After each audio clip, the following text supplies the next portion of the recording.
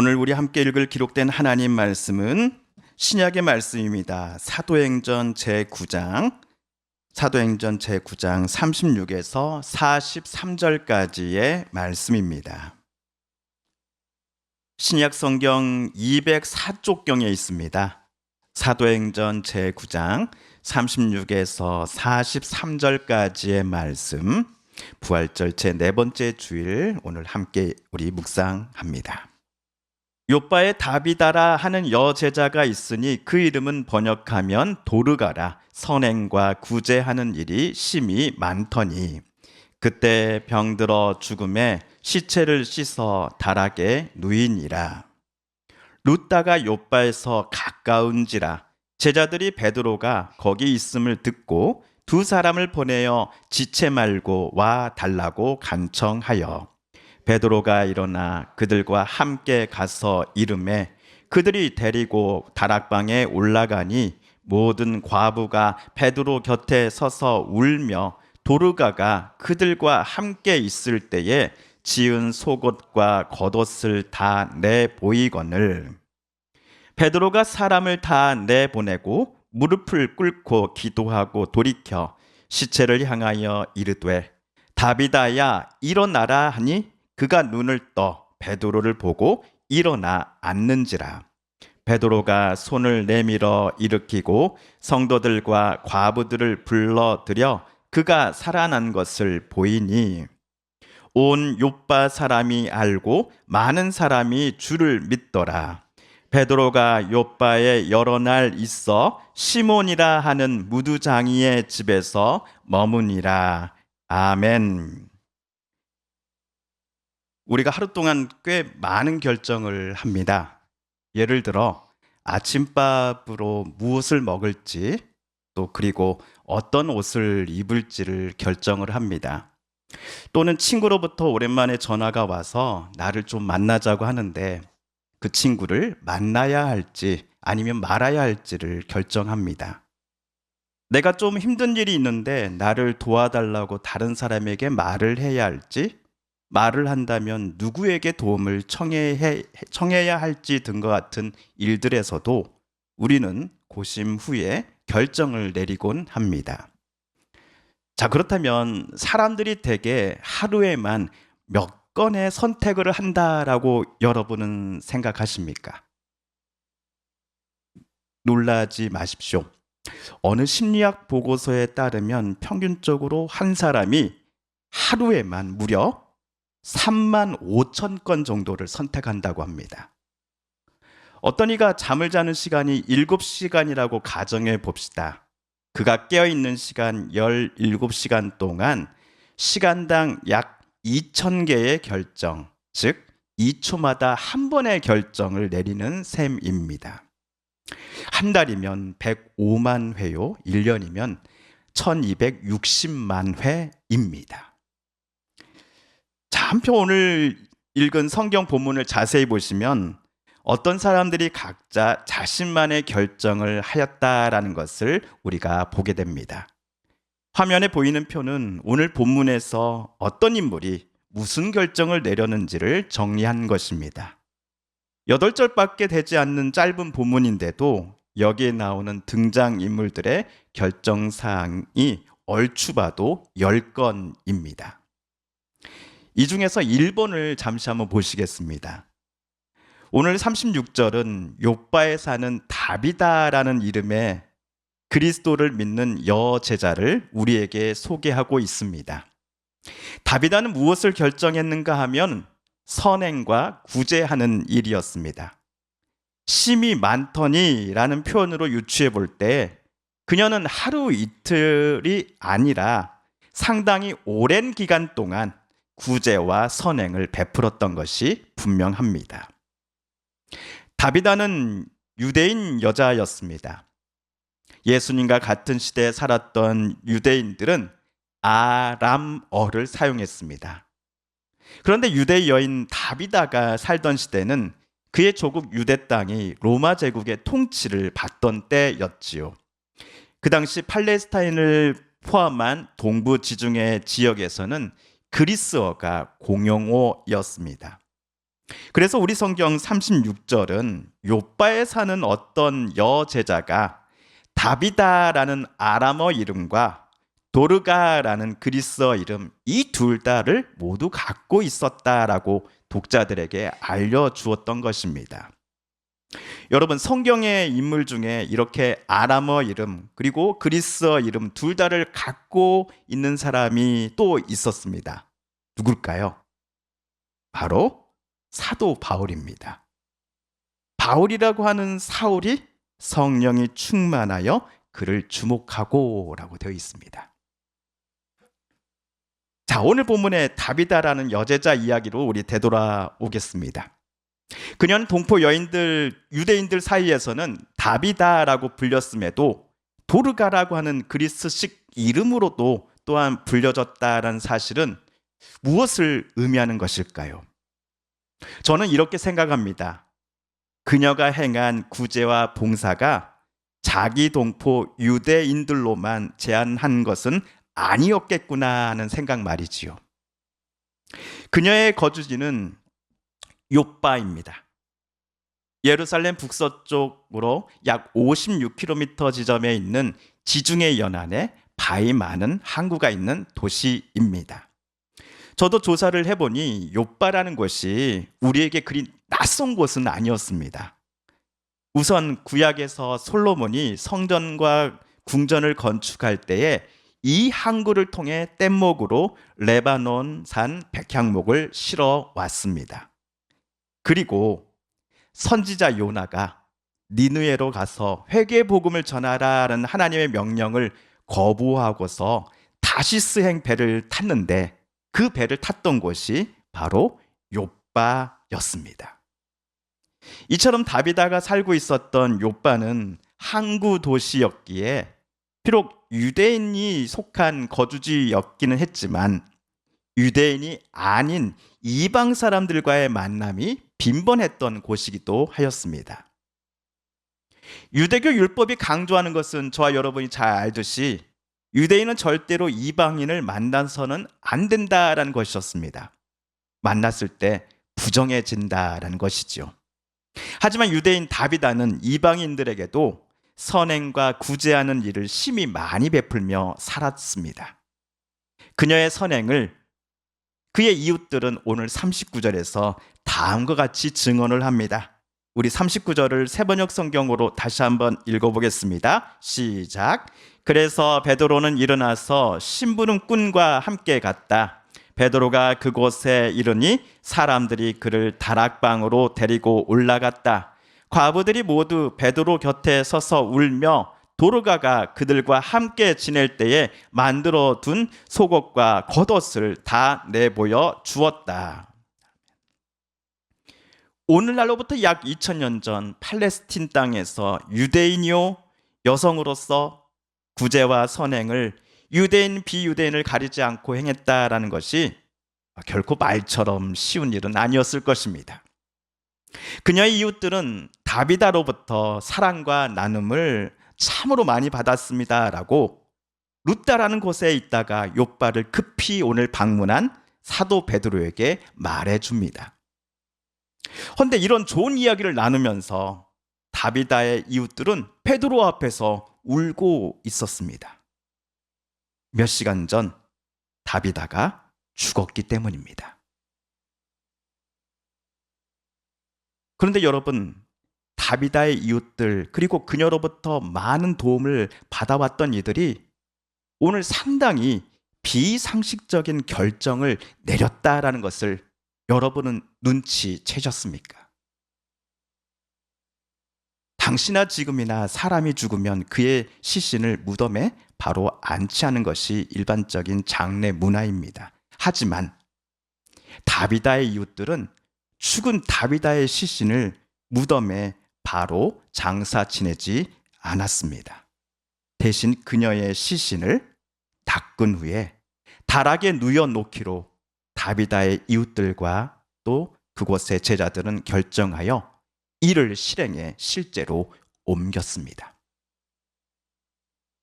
여기서 다락이란 욥바에서 예수님을 주님으로 믿고 그분의 제자가 되기로 결심한 이들이 모여서 함께 예배드렸던 장소였을 것입니다. 비록 잠시이지만 이런 장소에 그녀의 시신을 왜 그녀의 이웃들이 안치하는 결정을 내렸을까요? 크게 두 가지를 생각해 볼 수 있겠습니다. 우선은 그녀의 시신을 무덤에 안치하기 전 많은 이들이 이곳 다락을 찾아와서 다비다를 추모할 수 있도록 오늘과 같은 결정을 이웃들이 내리지 않았을까 싶습니다. 아니면 혹시 다비다의 이웃들은 죽은 그녀가 다시 살아날 것이다 라는 기적을 바랬기 때문이었을까요? 오늘 38절을 보시면 이웃들이 무엇 때문에 다비다의 시신을 곧장 무덤이 아니라 다락에 안치해 놓았는지를 우리가 알 수 있게 됩니다. 38절을 함께 읽어볼까요? 시작.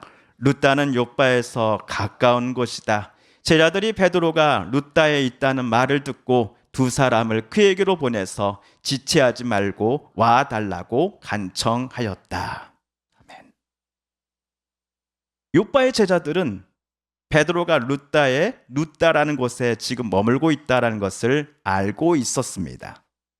그리고 베드로가 며칠 전 8년 동안 중풍병으로 고생하였던 애니야라는 여인을 낫게 해준 일도 그들은 들어서 잘 알고 있었습니다. 룻다는 욥바에서 약 17km 정도 떨어진 곳에 있는 도시입니다. 17km. 우리 교회에서 홍성 읍내에 있는 홍성 장로교회까지 거리가 대략 16km입니다. 걸어서 재보니까 4시간 정도 걸린다라고 나옵니다. 그 당시는 오늘날처럼 인터넷 그리고 핸드폰이 없었던 시대입니다. 차량도 마찬가지였고요. 그럼에도 룻다와 욥바 사이는 그렇게 먼 거리가 아니었기에 룻다에서 베드로가 애니야의 병을 낫게 해주었다라는 소식은 금세 17km 떨어진 욥바라는 마을에도 퍼졌을 것입니다. 베드로가 애니야를 고쳐줄 때 예수 그리스도께서 너를 낫게 하시니 일어나 내 자리를 정돈하라라고 말한 것도 욥바의 제자들은 들었을 것입니다. 그리스도의 이름을 의지하여 병 낫기를 간구한 베드로의 외침은 다비다를 욥바의 제자들과 이웃들에게 다시 살려줄 것이다라고 하는 그런 희망을 가져다 주었을지도 모릅니다.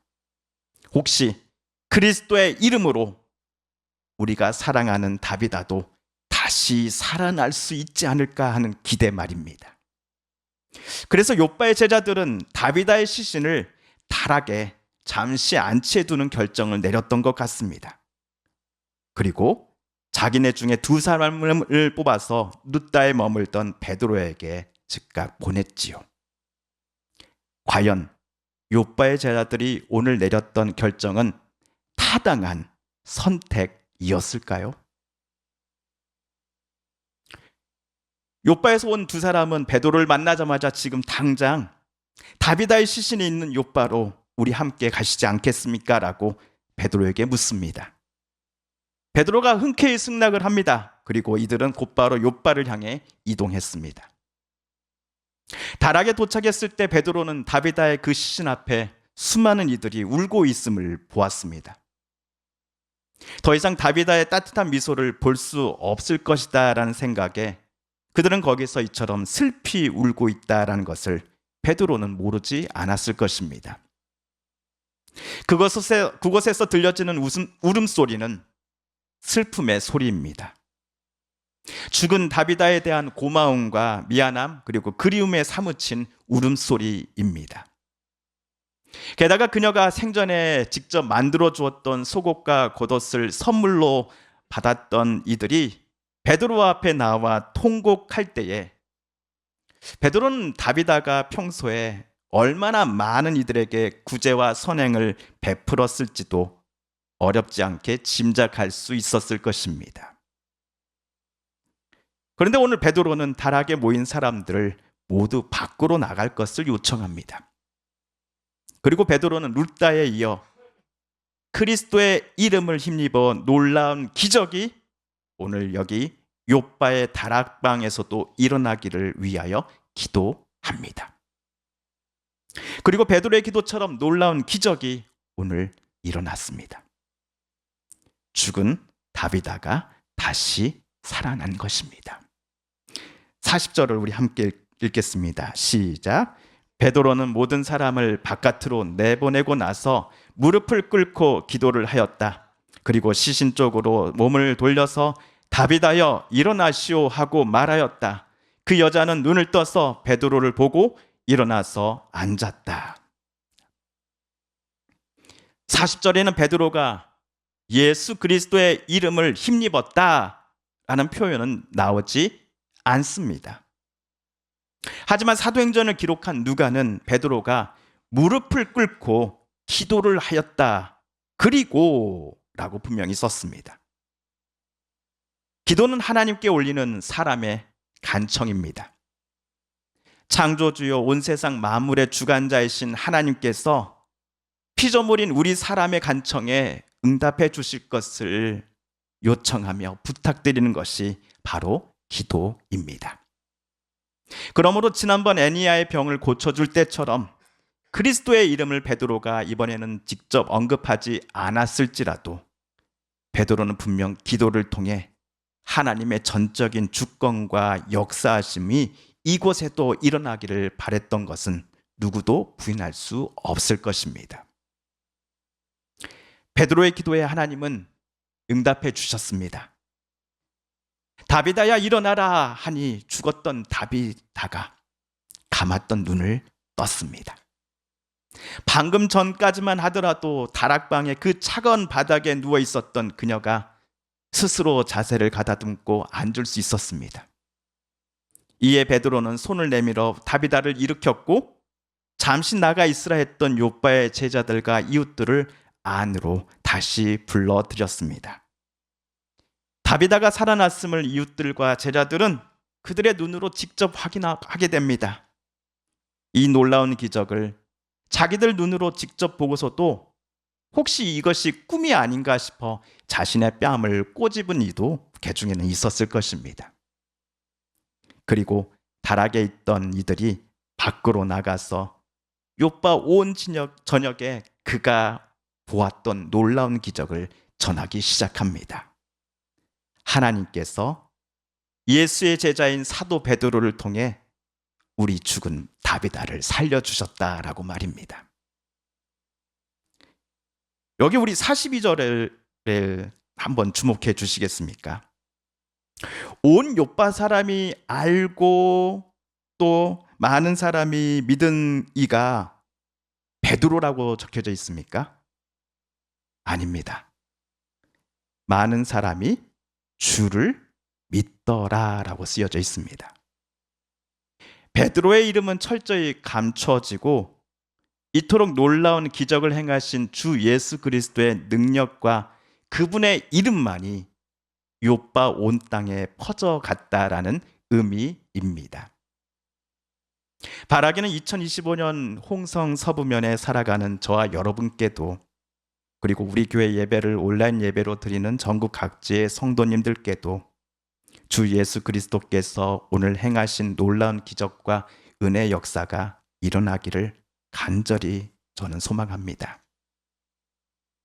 성도 여러분, 앞에서 저는 우리들이 하루에만 약 3만 5천 회 정도의 결정을 내린다라고 하는 연구 결과를 말씀드렸습니다. 오늘 우리가 읽은 사도행전 9장 본문에 등장하는 수많은 이들도 각자 나름의 결정들을 내렸습니다. 그런데 적어도 오늘 본문에 등장하는 이들이 무언가를 결정하고 행동하기에 앞서서 그들이 선택을 내리는 데 있어서 기준은 주님이신 예수님이셨다라는 사실입니다. 그래서 베드로는 물론이요, 욥바의 제자들도 주님의 이름을 의지하면서 하나님께 기도했습니다. 그들 앞에 놓인 문제를 해결하기 위해 그들은 주님의 이름을 불렀습니다. 그들의 결정은 자신들의 경험과 지식이 아닌 주님을 먼저 신뢰하며 내렸던 결정들이었습니다. 우리 넘지 못할 산이 있거든으로 시작하는 복음성가 곡이 있지요. 우리 함께 한번 불러볼까요? 넘지 못할 산이 있거든 주님께 맡기세요. 넘지 못할 파도 있거든 주님께 맡기세요. 우리 가야 할 길은 멀고도 험하여 허덕이며 가야 하는 우리 인생인데 이럴 때 우린 누굴 의지하나요? 주님밖에 없어요. 나는 그 길 갈 수 없지만 주님이 대신 가요. 그렇습니다. 우리도 오늘뿐만 아니라 내일 그 다음 날도 저 여러분은 수많은 결정들을 하면서 살아가야 합니다. 찬송가의 고백처럼 날이 가면 갈수록 의지할 것뿐일세라는 것이 계속해서 우리의 고백인 것이 사실입니다. 이럴 때 우리도 주님만을 의지하십시다. 주님께 기도하십시다. 하나님의 도우심을 간구하십시다. 무슨 일에 결정을 내려야 하기에 앞서서 우리의 생각, 경험이 아니라 하나님께서 오늘 이 시간 나에게 지혜 주시기를, 길을 열어 보여주시기를, 또한 보여주신 길을 따라 주 예수 그리스도의 이름을 의지하면서 한 걸음 한 걸음 내딛을 수 있는 용기와 힘을 달라고 우리 날마다 하나님께 기도하십시다. 함께 기도하겠습니다. TV CF, 라디오 CM, 선거 홍보 영상, 기업 홍보 및 기록 영화를 전문으로 기획, 촬영하여 제작하는 산여울 기획은 1등 제품을 2등 가격으로 공급합니다. 산여울 기획.